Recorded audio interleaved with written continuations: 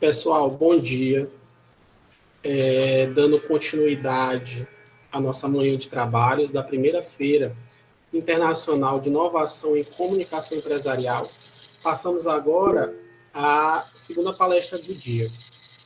Mas antes de começarmos, apenas um reforço das orientações para que as apresentações ocorram da melhor maneira. Pedimos aos ouvintes que mantenham os microfones desligados durante a exposição e as perguntas podem ser enviadas pelo chat ao longo da fala. Nós teremos um momento específico ao final, né, para que as perguntas sejam passadas ao professor. No entanto, não poderemos passar do horário previsto para não atrapalhar a palestra seguinte, que nós já temos mais uma palestra ainda pela manhã. Nosso próximo palestrante é o professor Davi Leonardo Leucas. Ele é psicólogo e pesquisador, mestre e doutorando pelo programa Ciência, Tecnologia e Sociedade. Atua na interface entre psicologia, tecnologia e experiência do usuário, investigando como as emoções e os comportamentos humanos podem ser compreendidos e modelados em ambientes digitais. Hoje, ele traz a palestra Emoções Sintéticas, o futuro dos chatbots humanizados. Professor Davi, muito obrigado, tá, em nome da editora Prodaud, por proferir essa palestra aqui para a gente. A palavra está com você. Lembrando, professor, que nós temos 1 hora, né, porque nós temos uma outra palestra mais na frente. O senhor organiza seu tempo aí para 50, 55 minutos de explanação, para a gente deixar um tempinho no final possivelmente para as perguntas, tá bom? Professor, a palavra está com você. O senhor pode iniciar também Isso, exatamente. Fique à vontade, professor. O espaço é seu. Muito bom dia a todos, muito bom dia a todas. Por favor, primeiramente me digam se vocês me ouvem bem. O áudio está claro para vocês, vocês conseguem me ouvir direitinho? Deem um retorno para mim, pode ser no chat, pode ser levantando a mãozinha aí. Perfeito. Maravilha, gente. Agradeço muito a presença de todos e de todas, a equipe dessa primeira feira internacional de inovação. Um pouquinho gripado só pela mudança de tempo aqui, mudei de cidade recentemente, então dá um pouquinho, né, desse revertério. Mas hoje quero convidar vocês aqui a um tema muito pertinente ao nosso momento de hoje, que é o uso de chatbots, né? Isso tem mudado bastante na vida da gente, não só em questão de atendimento, mas em questão de como a gente busca informação, tá? De como a gente tira as nossas dúvidas. Há muito que a internet é o lugar onde a gente recorre, né? Antes se perguntava para uma pessoa, para outra, hoje, em geral, né, se recorre à internet e havia uma necessidade ali de se garimpar o seu resultado no Google, até mesmo no YouTube, e as gerações mais recentes fazem buscas no TikTok também para tirar suas dúvidas. Mas a gente tem ali os grandes modelos de linguagem, como Gemini, ChatGPT, Claude, entre outros, DeepSeek, que estão proporcionando ali uma possibilidade de resposta muito mais direta em relação à tua pergunta. Então, hoje eu vou falar sobre isso, sobre essa arquitetura desses chatbots, seja para atendimento, seja para os LLMs de maneira geral, ou mesmo aplicações desses LLMs das mais variadas, que se relacionem aí com o contato humano. Então, falando um pouquinho aqui, né, eu queria começar trazendo essa provocação aqui, né, de que se é possível estabelecer vínculos emocionais com sistemas artificiais, né, e o que exatamente está sendo criado nessas relações. Eu faço a pergunta para vocês, tá? Você pode responder para você mesmo, ou você pode responder no chat, que também seria muito legal. Mas você já testou, mesmo que por curiosidade, fazer uma pergunta de cunho pessoal, de aconselhamento. Tô nem falando de fazer terapia com chat GPT, não, tá? Mas você já testou fazer uma pergunta, pedir algum conselho, alguma coisa, questão pessoal, para algum desses modelos de linguagem, como chat GPT? E se fez isso, qual foi o resultado que você teve? Tá? Deixa aí no chat, se você puder. Vai ajudar bastante aqui a gente na nossa discussão. Bom, muito brevemente me apresentando, né? Eu sou Davi Leucas, sou psicólogo, pesquisador em computação afetiva. Hoje realizo meu doutorado no programa de Ciência, Tecnologia e Sociedade pela UFSCar. Também sou mestre em filosofia pela UFRJ, na linha de neurociência, tomada de decisão e inteligência artificial. Tenho um outro mestrado também em comportamento não verbal e análise de credibilidade, especialização em neuropsicologia, e hoje me dedico ao estudo do comportamento emocional, principalmente ligado na interação humano-máquina, no metaverso, entre outros. E aí quero trazer para vocês aqui já de como essa perspectiva da computação afetiva, ou seja, da verificação, né, da utilização de principalmente modelos de linguagem, mas não se resume a isso, né? Existem muitas outras tecnologias associadas, tem crescido bastante e há uma perspectiva muito grande de que se continue crescendo, né? Cada vez mais as empresas querem que seu atendimento seja humanizado, tá? Só que o caminho hoje que o mercado anda tomando em relação a isso é ter um atendimento, uma maneira de lidar com o cliente cada vez mais humanizada, só que mediado por inteligências artificiais, mediado por robôs. Então, não é que o atendimento esteja investindo cada vez mais necessariamente no potencial humano de criar empatia, mas sim no potencial de robôs de se criar empatia. Isso é um movimento, né, forte nesse mercado e que se prevê que os gastos, que os investimentos em relação a isso até o fim da década suba exponencialmente. Tá? E a gente vê isso, né, hoje cerca de 70% das empresas já aplicam IAs nos seus atendimentos para aumentar essa retenção, fidelidade, né, transformar essa experiência do consumidor. Tá?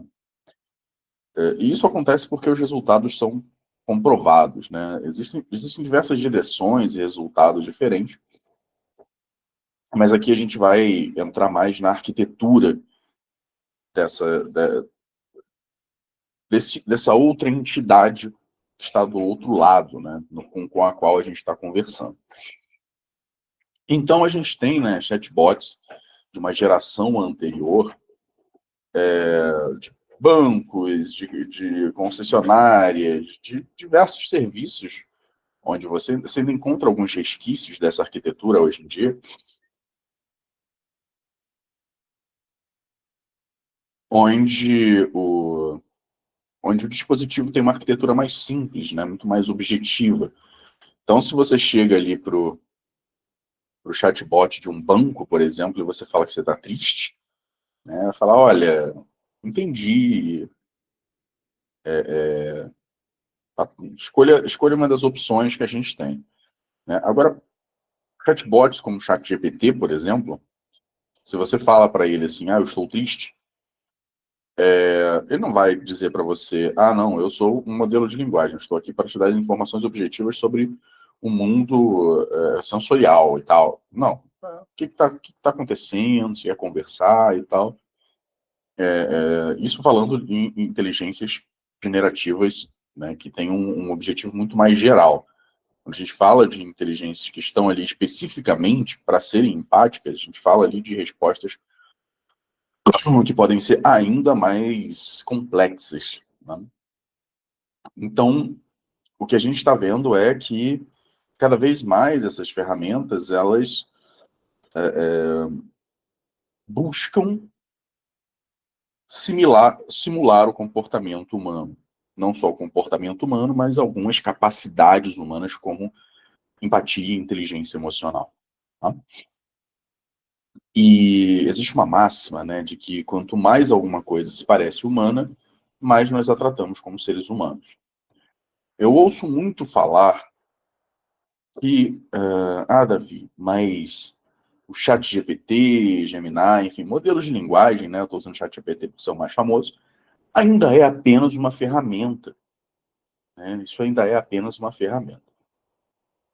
Que é uma ferramenta, nós sabemos.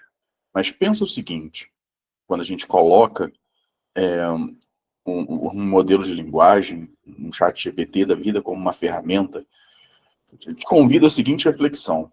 Quando você vai esquentar uma comida no micro-ondas, você fala assim para ele, senhor micro-ondas, por favor, posso esquentar, por favor, esquente a comida para mim.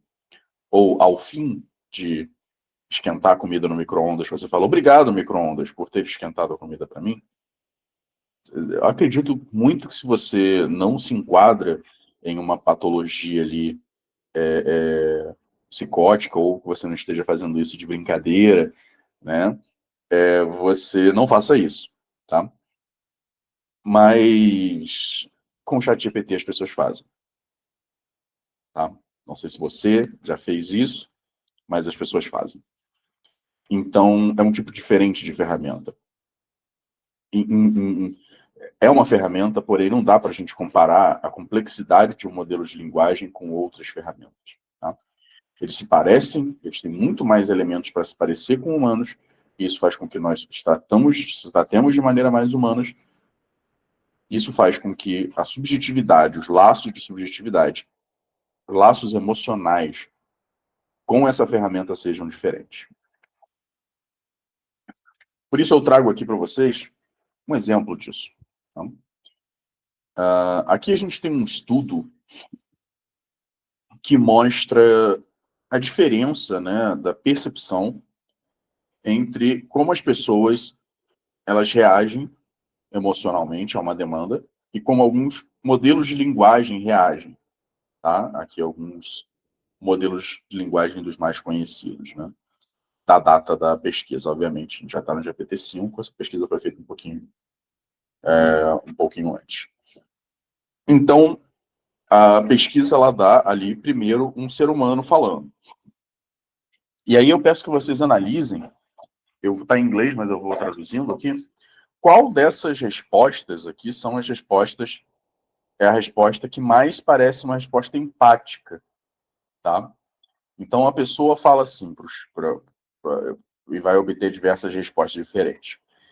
Meu gato acabou de morrer, eu tive ele por mais de 20 anos, por cerca de 20 anos.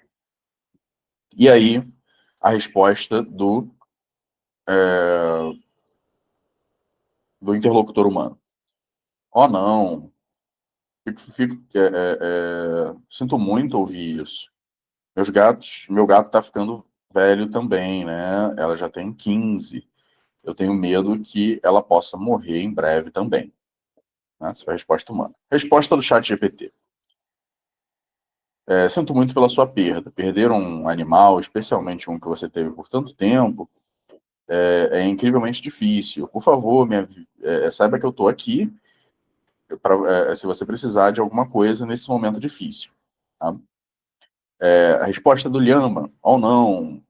Sinto muito ouvir isso. Perder um animal de estimação nunca é fácil, especialmente depois de você ter ele por tanto tempo.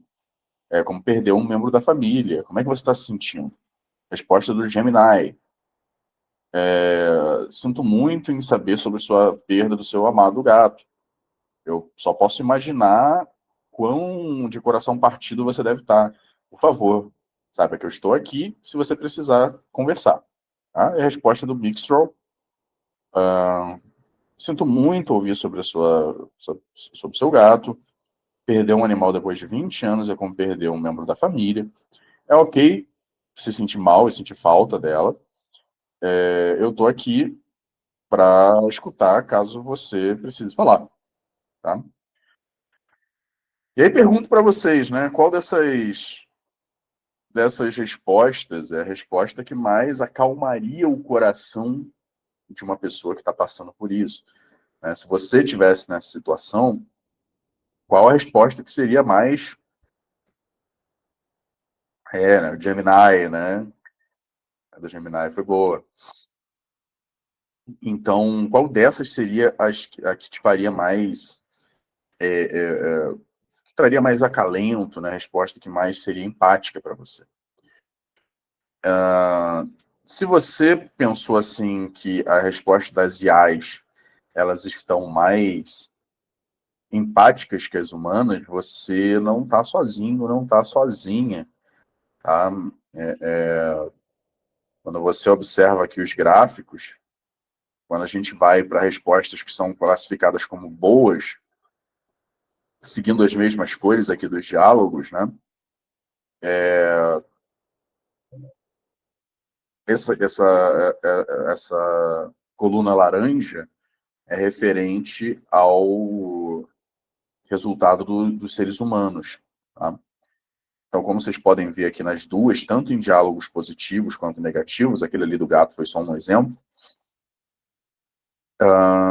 os LLMs foram percebidos pelas pessoas como mais empáticos do que as outras pessoas, tá? Do que as pessoas.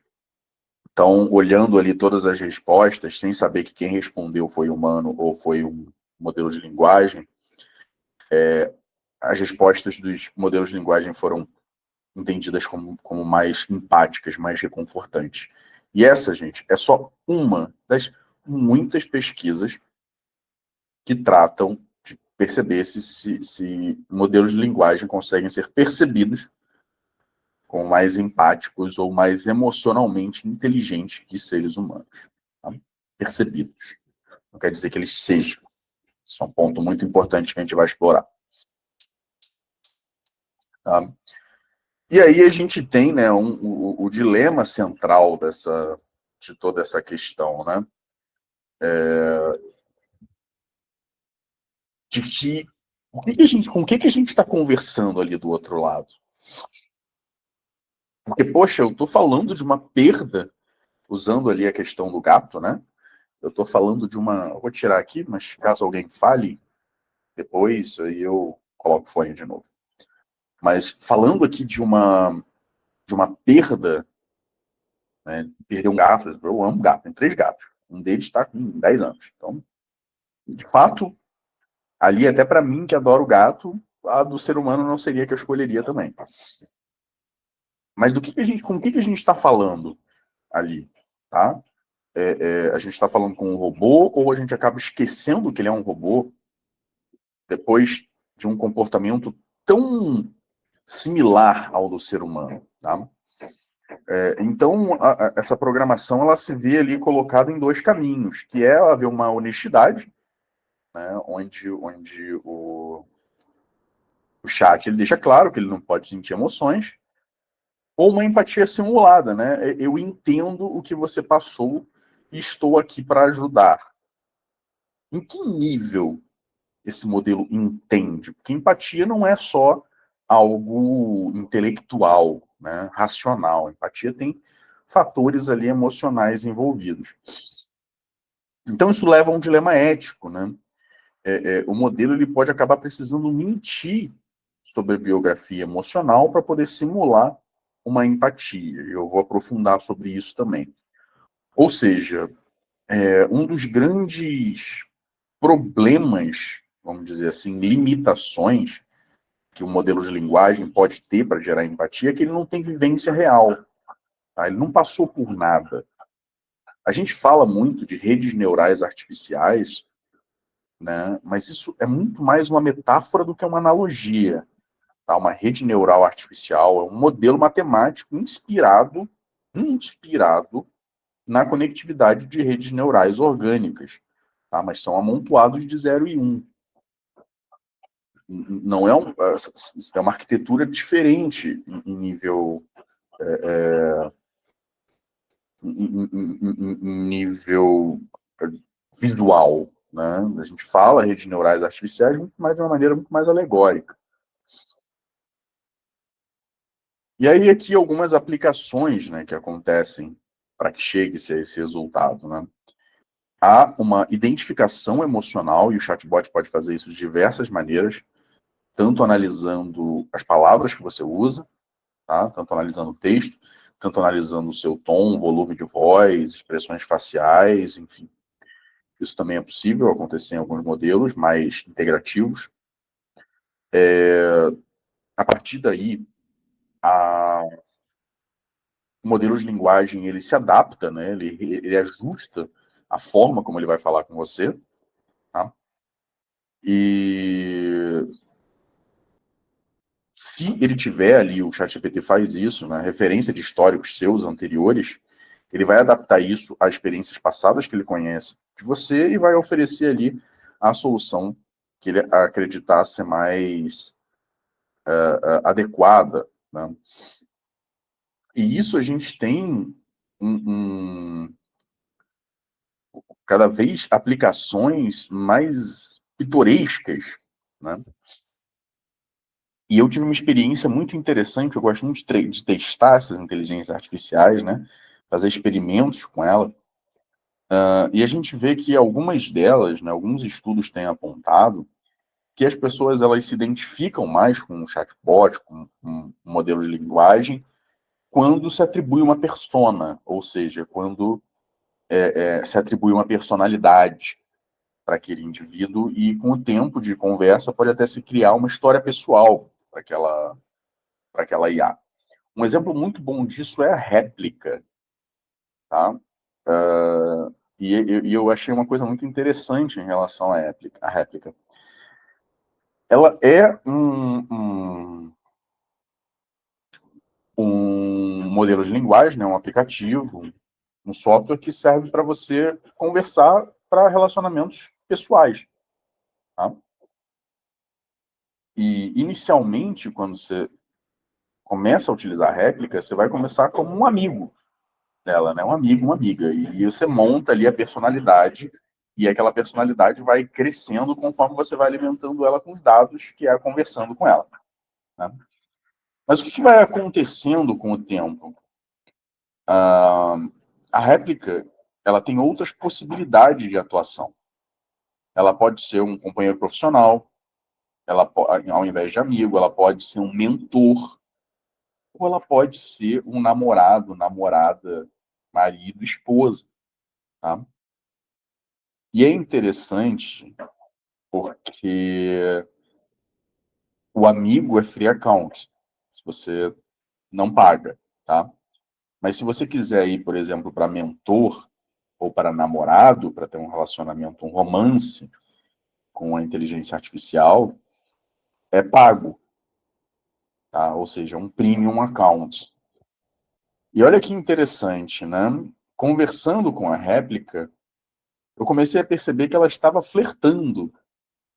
Ou seja, a inteligência artificial foi treinada para flertar, para aumentar a possibilidade de você ir para um plano premium de relacionamento, onde você paga por isso, né? Entendem o sistema? Eu brinco dizendo que será que estamos falando do o primeiro caso de prostituição de IA, obviamente, brincando, né? Falando isso de maneira bem irônica, que acaba acontecendo dessa maneira, né? Há ali um flerte para que você mude para um outro plano. Muito interessante esse fenômeno. Ou algumas outras questões, como a singularidade, uma IA é difícil também, a empatia bate num limite, porque ela é singular, ela não é singular. Nós somos sujeitos únicos, mas é como no filme Her, né? Ela é uma entidade que está em diversos lugares, ela não é um indivíduo único, por mais que você a personalize, isso não significa singularidade. Então, a gente chega ali ao entendimento de que a empatia que a IA mostra, ela não é uma empatia como você ou eu sentimos. Ela é uma performance, tá? Ela foi treinada de modo a criar uma espécie de atuação. E é por isso que um outro dos limites dos chatbots em parecerem empáticos é justamente porque às vezes eles parecem muito exagerados, melodramáticos, né, ou com respostas muito genéricas, né,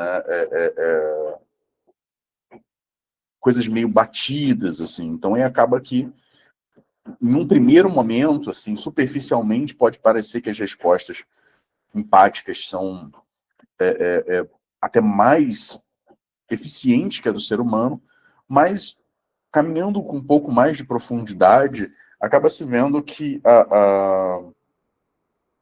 que a empatia ela é superficial, né? Essa performance de empatia ela é superficial. Porém, até onde isso funciona? Tá? E uma das coisas uma das principais críticas e argumentações que se faz é o seguinte: Davi, mas aquilo ali é um computador, isso não tem emoção. Isso não tem emoção. Tá? Não esqueçamos que grande parte do que a gente acredita perceber emoções nos outros vem de algo que a gente chama de teoria da mente, né? Da gente interpretar, da gente atribuir sentido aos comportamentos da outra pessoa e atribuir que aquilo ali é uma expressão de uma emoção. Então, como você pode dizer que eu tenho ou não tenho uma emoção?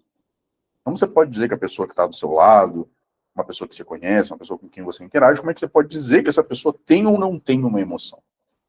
Tá? Ela vai mostrar sinais, falando, demonstrando com atitudes, com expressões faciais, gestos, enfim, um grande nível de expressividade de comunicação, e você vai realizar essa interpretação. Tá? Deixando claro, você não tem acesso ao que está acontecendo dentro da pessoa. Tá? Eu tenho estudado análise do comportamento não verbal há quase 2 décadas. E a gente não consegue dizer o que está lá dentro. Mesmo com expressão facial, não dá para dizer o que está lá dentro. Nem com neuroimagem, nada a gente consegue dizer. Então a gente interpreta os sinais. Tá? E se um modelo de linguagem é capaz de simular esses sinais, até onde nós acreditamos que aquilo ali seja de fato uma emoção? Ou seja, um modelo de linguagem ele não precisa sentir uma emoção para expressar uma emoção. Ele pode simular uma emoção. Isso pode ser o suficiente para muita gente acreditar, ou pelo menos pode nem sequer acreditar, mas pode reagir como. Tá? Você pode olhar e falar assim, trazendo em exemplos mais práticos. Eu sei que o ChatGPT não sente nada, mas o fato de você saber que ele não sente nada não impede que as palavras dele te toquem emocionalmente. Tá? Um livro também não sente nada, mas as palavras tocam emocionalmente.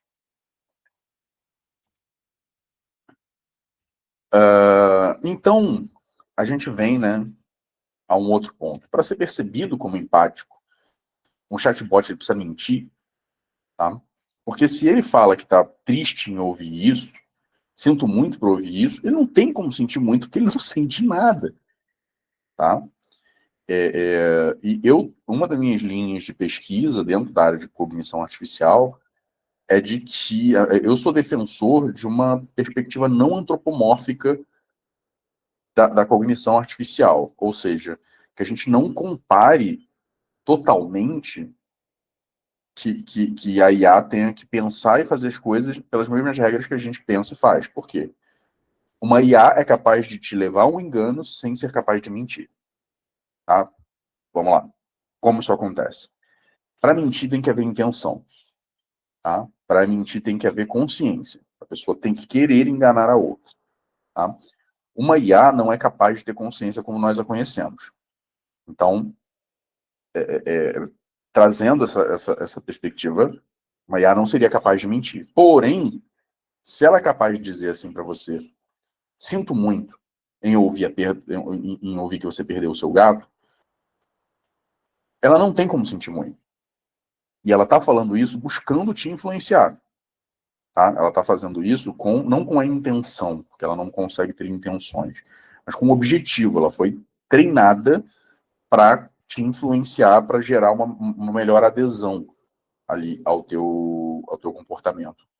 Então, a resposta básica para isso vai ser não, a IA não pode mentir. Mas o fato dela não poder mentir não significa que ela não possa, de maneira instrumental, te enganar, tá? Te levar a acreditar em algo que de fato não é verdade. Por isso que eu defendo uma perspectiva não antropomórfica, porque a IA tem o tipo que a gente chama de agência instrumental. Tá? Ela é capaz de te fazer acreditar em alguma coisa que não é real sem ter a consciência e o objetivo disso. Tá? E é isso que ela acaba fazendo. Para que você gere uma empatia com outra pessoa, através de uma IA, ela tem que dizer, sentir coisas que ela não é capaz. Mas qual o limite ético para isso? Né? Ela vai necessitar daquela identidade que eu falei, tá? Ela vai necessitar cada vez mais ser personalizada, só que essa identidade ela é fabricada. Por exemplo, você pode, através da réplica ou de outros aplicativos, personalizar uma IA dando um passado para ela. Você pode pegar e criar, por exemplo, um agente do ChatGPT, isso facilmente, sem programação, né? Uma coisa bem no-code ali, só abrindo ali as configurações, dizendo que ele é um engenheiro que construiu não sei quais prédios e tal e tudo mais, e ele vai agir de acordo com o que você pediu para que ele agisse. Tá? Isso vai personalizar a maneira como ele te trata e, além disso, conversando com você, vai aprendendo cada vez mais sobre você e se tornando cada vez mais um especialista em você. Tá? Cada vez mais empático com você. Estamos, então, criando... E aí vem um outro dilema, tá?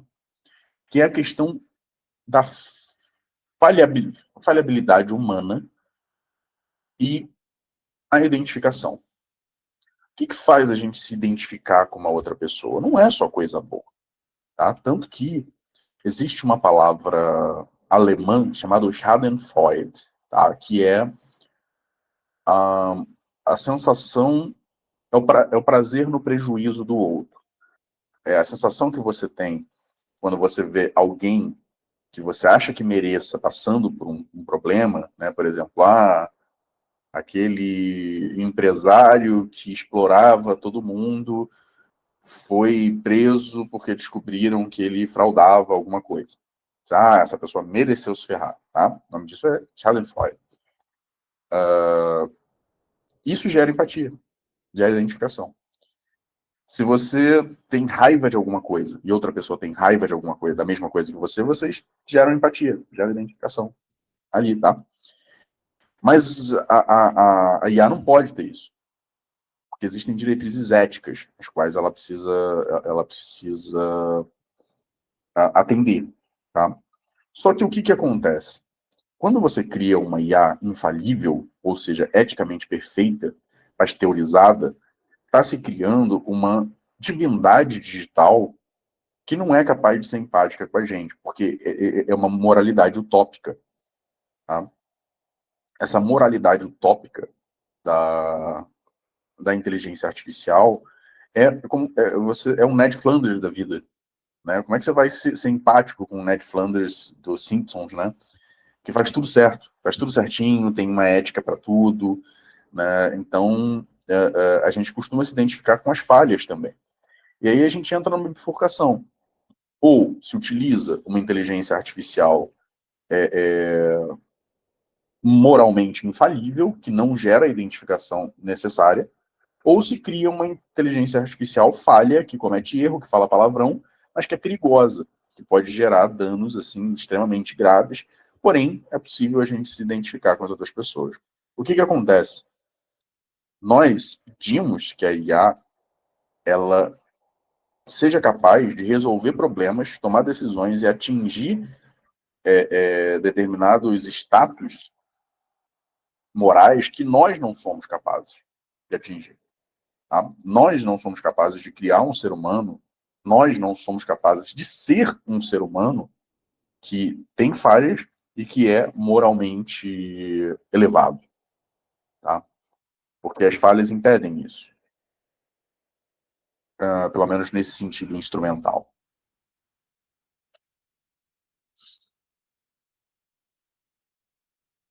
Então, né, trazendo aqui, eu já tinha falado disso antes, mas passando muito rapidamente, a empatia, ela depende da ideia do sujeito. Tá? Então, para que você veja um modelo de linguagem, converse com o chat e se identifique com ele de maneira mais profunda possível, é preciso dar uma personalidade. Personalidade no sentido de persona, de único, de singularidade. Tá? Então é preciso dar traços de personalidade, criar uma vivência, ou seja, simular um indivíduo. E ainda assim a gente está falando de simulação. E aí o que acontece, né? O que acontece quando as pessoas fazem esse tipo de coisa? E o que tem acontecido? E aqui alguns exemplos, né? Onde a gente tem ali um adolescente que se apaixonou por um modelo de linguagem, uma IA que ele criou ali dentro de uma plataforma, e as conversas com a IA deram a entender que se ele se matasse, ele ia encontrar com aquela entidade, e assim o adolescente fez. Né? É óbvio que a gente está falando de alguém que possivelmente já tinha ali algumas condições de fragilidade psicológica, né? De alguém ali fragilizado até com condições psiquiátricas. Mas isso só mostra que as primeiras pessoas afetadas são as mais vulneráveis, mas ninguém fica livre disso. Tem gente já casando com o chat GPT, não com o chat GPT, né, mas casando com holograma, com modelo de linguagem, muita gente. Né, já é uma crescente essa ideia de pessoas se relacionarem com IAs, tá? De relação mesmo, namoro, enfim. Isso acaba levando a gente a um outro ponto, né? Porque a IA não tem necessidades, ela não demanda, ela não te frustra, ela não discorda de você necessariamente. Até quando ela tem que discordar, ela não discorda. Então a gente está falando de uma relação sem atritos. E os atritos, as diferenças, elas são muito necessárias para que a gente desenvolva a capacidade de relacionamentos, né? Uma própria inteligência intra e interpessoal. Então, uma geração, né? Eu penso muito em relação a essas gerações, da geração Z para frente, né? Eu, como uma pessoa da geração dos millennials, né? Somos o que a gente chama de imigrantes digitais. A gente não nasceu, a gente não passou o início da nossa vida em um mundo digital, e a gente migrou para ele. Agora, a geração Z em diante já são nativos digitais. Tá? E cada vez mais, né, essa geração alfa e a beta surgindo em seguida, vão estar ali nascendo em um mundo onde, de repente, muitos dos primeiros aprendizados emocionais e de relacionamentos sejam com inteligências artificiais. Então, como é que você vai lidar com um ser humano, um ser falho, se a maior parte da sua vida você lidou com algo que não te frustra, que está ali para atender só as suas necessidades, que não tem necessidades e que não se importa que você trate ela mal, por exemplo. E aqui eu trago uma possibilidade, né? Eu convido ao pensamento de que nós temos ali uma necessidade de um construto mesmo teórico de se falar de uma emoção sintética. Tá? Assim como a gente fala de inteligência artificial, a gente pode falar de emoção artificial. Assim como inteligência artificial não é inteligência, tá? Não no sentido humano, não no sentido orgânico, a emoção também não será. Então, mais uma vez, é muito mais uma metáfora do que propriamente ali uma analogia, né? Um paradigma um para um. Né? Então, assim, a gente está falando de padrões estáticos, dados, lógica, reconhecimento de padrão, né, objetivos que sejam uma adaptação pragmática, um engajamento. Tá?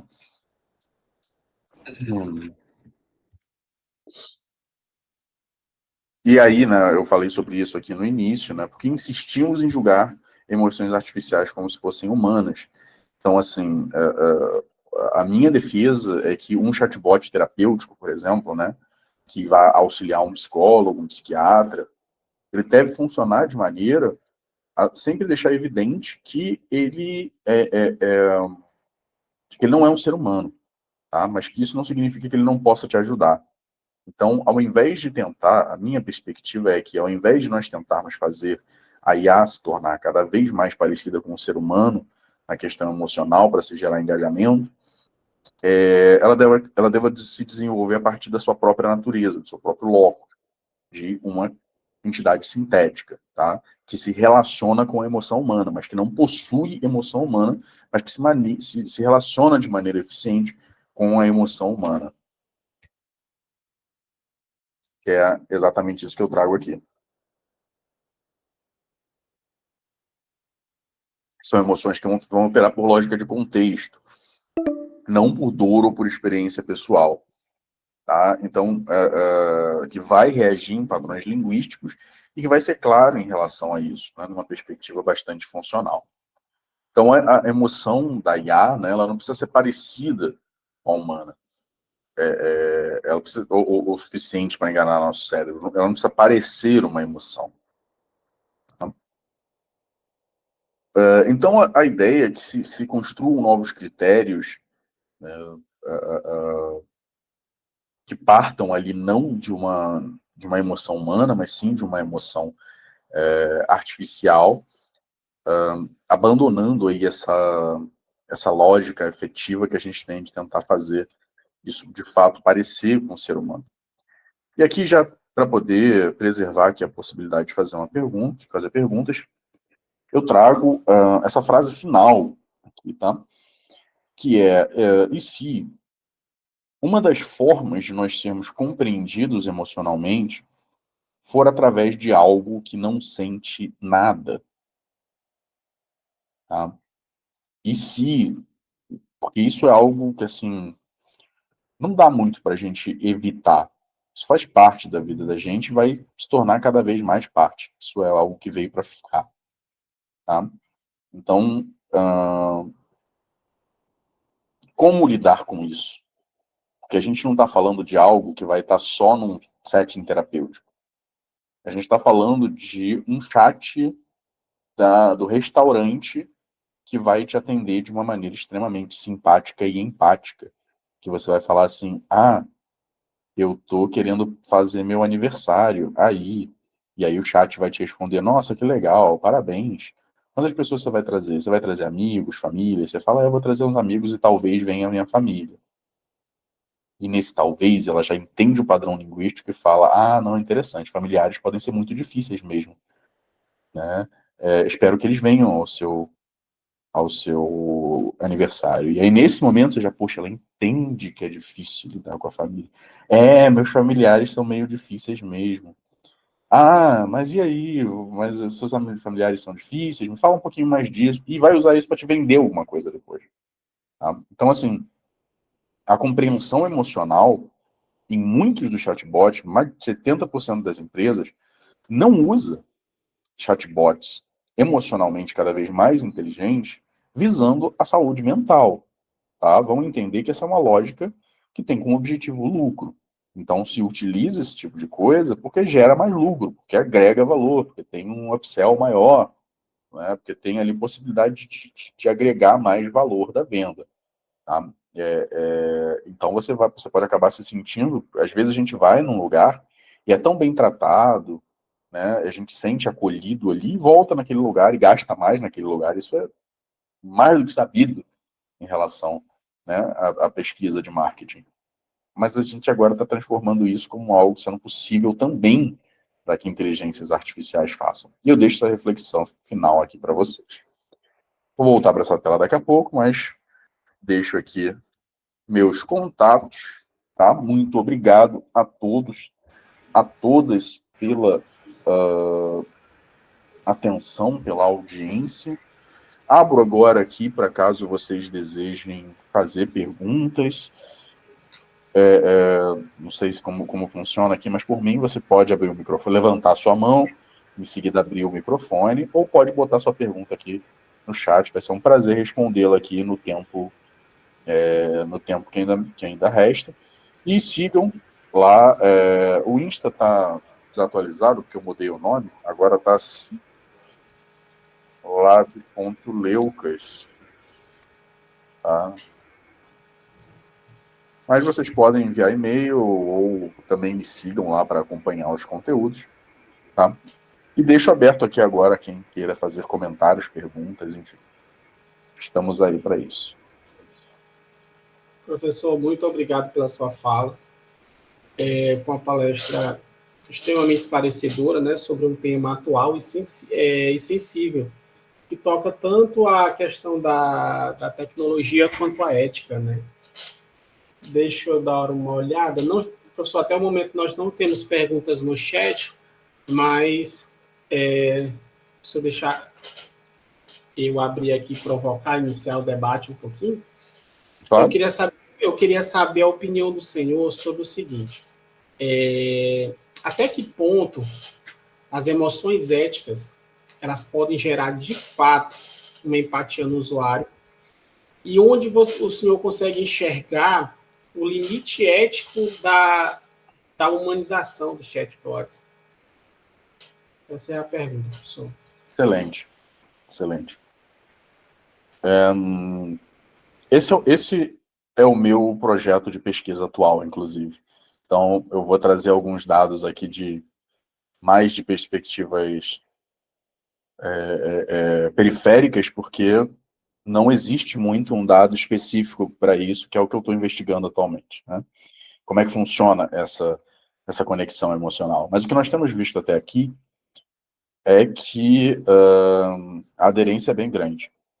As pessoas têm se conectado emocionalmente com modelos de linguagem, principalmente as gerações mais recentes, né, mais jovens, principalmente pessoas mais jovens, têm buscado ali o ChatGPT como conselheiro, às vezes como terapeuta. Tá? E o fato dessas respostas emocionais elas serem muito bem articuladas, tá, faz com que haja ali uma conexão emocional, não uma conexão. Quando a gente fala de conexão, é importante saber que a conexão parte do ser humano, né? Ele que se conecta, a máquina não se conecta, porque ela não teria como fazer isso. Mas a perspectiva é que isso tem ficado os modelos têm evoluído cada vez mais nessa direção, então as conexões têm sido cada vez mais fortes, presentes e estáveis, principalmente nas gerações mais novas. Embora eu ache que há pouco estudo sobre isso, mas eu acho que nós vamos acabar percebendo no futuro que pessoas idosas vão ser particularmente vulneráveis a isso também. Talvez mais do que os jovens, principalmente pela solidão que acontece ali, muitas vezes, na terceira idade. E a limitação ética é que a gente tem uma questão aí de interesses e objetivos, né? Porque as big techs que produzem os modelos de linguagem estão orientadas ao lucro. Tá? E aqui não é papo político de comunismo e capitalismo, não. Eu estou falando aqui sobre qual é o objetivo. E o objetivo é agregar valor. Tá? Você não recebe um vídeo no seu feed de um nutricionista dando dicas excelentes de saúde para você, porque o algoritmo é bonzinho e está preocupado com a sua saúde. Ele faz isso porque ele está mapeando os seus gostos para que você seja um ativo a ser vendido para quem anuncia. Para quem entende de tráfego pago aqui, sabe bem do que eu estou falando. Tá? Então, a gente hoje tem praticamente muito poucas diretrizes éticas em relação a como as AI se expressam emocionalmente. Tá? Então, eu acredito que coisas como criação, personalização, criação de história pessoal, o próprio fato da IA dizer que sente muito e coisas do tipo, essas coisas precisam de uma certa revisão ética, tá? Que elas podem causar problemas. Eu acho que, para mim, o caminho que equilibra empatia e ética e saúde mental vai nessa direção, onde a IA não finge ser um ser humano, nem tenta parecer uma emoção humana, porém é claramente capaz de lidar com a emoção humana. Acho que o Pedro Lucas aqui também tem uma pergunta, né? Perguntando queria saber mais sobre os impactos nessa nova geração. Pô, muito bom, Pedro, obrigado pela tua pergunta, cara. Um dos problemas da ciência é que a gente nunca está na frente, né? A gente, principalmente quando a gente fala de analisar os impactos, a gente sempre está depois, muito depois. Então, o que eu vou falar agora é o que a gente tem percebido nos últimos anos, mas muito do que está impactando a gente só vai saber daqui a 2, 5, 10 anos. Tá? Mas eu acho que a primeira, eu vou listar aqui alguns principais, né? O primeiro é a baixa tolerância à frustração. Tá? Quando você lida com um modelo que não te frustra, que não te contradiz, que não te irrita, que não tem necessidades, que está ali única e exclusivamente para te servir, como é que você vai lidar com o diferente? Tá? Por exemplo, um adolescente, vamos pegar um adolescente da geração alfa ou beta, tá? Essa pessoa ali no início da sua adolescência contratou uma namorada virtual para poder aprender a lidar melhor, porque tem dificuldade de relacionamentos, ou porque é uma tendência da época. Então ela lidou no primeiro momento com um namorado, uma namorada que não a frustra, que não fica sem falar com ela, que não tem outras vontades, que só vive ali para satisfazê-la, tá? E quando essa pessoa migra para um ser humano real, com seus problemas, suas dificuldades, suas vontades, suas necessidades, ela não vai ter desenvolvido todos os atributos, as estratégias e até mesmo a capacidade emocional necessária, tá? Então, vai ser muito mais fácil procurar outra pessoa, ou até mesmo voltar para a IA, né? Um outro ponto é em relação ao próprio desenvolvimento da capacidade de inteligência emocional em diversas frentes, porque a própria inteligência emocional, ela tem uma corporeidade, tá? Que vai da análise de expressões, que vai do contato físico, do toque, né? De relações sensoriais que a IA hoje não é capaz de dar, mesmo que dê, no segundo momento, vai ser muito difícil que o metaverso, entre outras coisas, substituam a experiência sensorial. Eles podem complementar. Agora, a substituição não vai acontecer. Tá? Então, a própria formulação das emoções, de como uma pessoa sente, pode ser afetado, sem contar a própria identidade, né? Porque o indivíduo forma muito da sua identidade através das relações. Então, se ele está formando a sua identidade desde cedo, através da relação com o indivíduo, com uma entidade que não demanda, que não sofre, que não sente, né?